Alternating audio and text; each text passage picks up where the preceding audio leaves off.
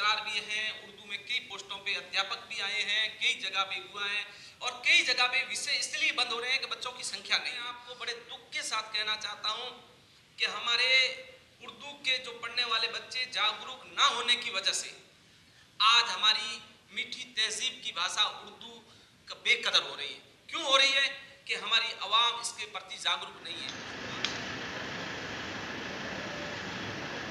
अरे भाई, राजस्थान के अंदर बुनियादी तालीम से उर्दू तालीम को बिल्कुल दफन कर दिया गया है। राजस्थान के अंदर जो किताबत का कोर्सेज चलता था उर्दू एकेडमी की जानिब से, वो चल नहीं रहा है। उर्दू के नाम से जो सेंटर्स चलते थे वो भी नहीं चल रहा है। एक मात्र 5 साल के कार्यकाल में एक मुशायरा करा कर के आप ये कह रहे हो कि उर्दू तालीम को हमें फ़रोग़ दिया, तरक्की दी की है। मैं समझता हूँ कि ये भारतीय जनता पार्टी के राज के अंदर सिर्फ और सिर्फ उर्दू तालीम और मदरसा तालीम की बदहाली के अलावा कुछ भी काम नहीं किया है।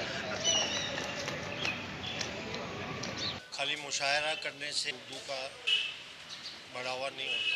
हमारी जब सरकार थी तो हमने जगह जगह मदरसे खोले, पैरा टीचर्स लगाए और मुशायरा ये तो आम बात है, इससे उर्दू को कहाँ बढ़ावा मिला।